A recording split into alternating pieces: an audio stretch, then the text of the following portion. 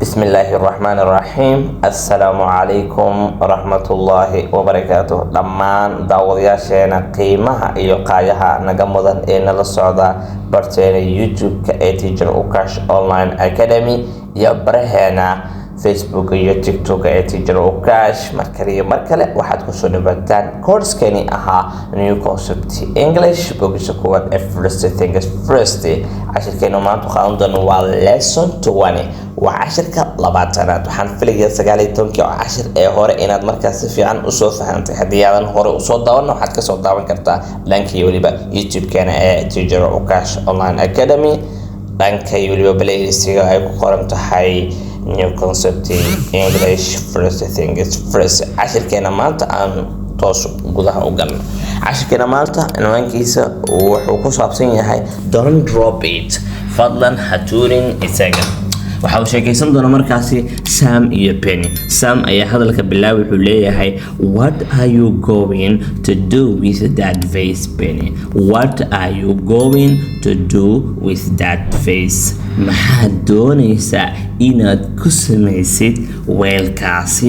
vase waxaa la weelkana waa weelka waxa lagu rido Benny maxaad doonaysaa inaad ku samaysid weelkaasi markaasi?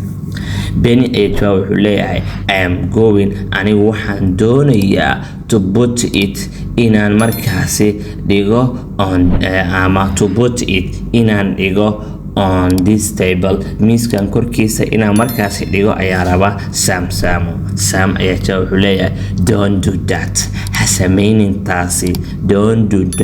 hasameynin taasi give it to me aniga isi don't do that taasi hasameynin give it to me aniga isi. Benny ayaa wuxuu leeyahay what are you going to do with it? maxaad doonaysaa inaad ku samaysid isaga ama weelka maxaad doonaysaa inaad ku samaysid adigana Benny Sam wuxuu leeyahay I'm going anigu waxaan doonayaa to put it inaan dhigo here halkan waa maxay halka uu istaagsan yahay ama halka oo isaga joogo oo ah in front of the window daaqada hortiisa ayuu joogaa wuxuu rabaa markaasi inuu dhigo halkaasi. Sam wuxuu leeyahay I'm going anigu waxaan doonayaa to put it inaan dhigo here halkaasina waa maxay in front of the window daaqada horteeda markaasi inuu dhigo ayuu rabaa.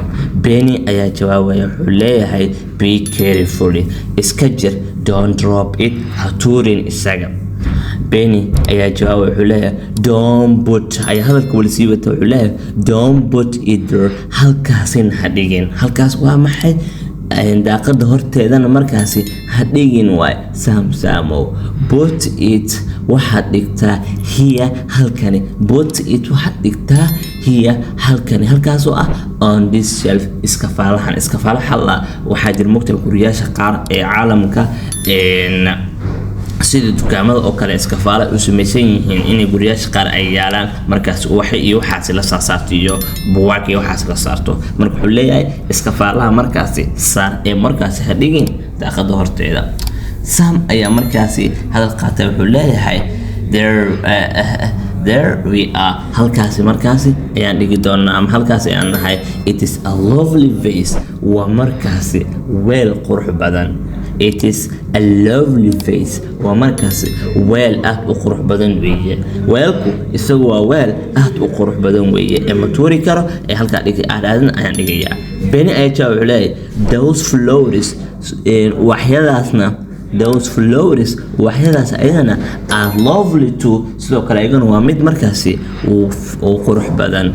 those flowers waxyadaasina ayagana are lovely too aad ay markaasi ama waa kuwa markaasi aad u qurux badan. waxaan filayaa inaad cashirkan markaasi aad si fiican u fahantay waxaan si sharaf leh kaaga codsanaynaa markaasi inaad muuqaalka like noo sartid aadna u sheergeliso asxaabtaada wixii tala iyo tusaalena markaasi aad noogu reebtid dhankiyo commentiga. inta ka kulmi doona cashirkiisa xigana waxaan idinka tegaynaa sidaas iyo nabadiino wassalaamu calaykum waraxmatullaahi wabarakaatuh.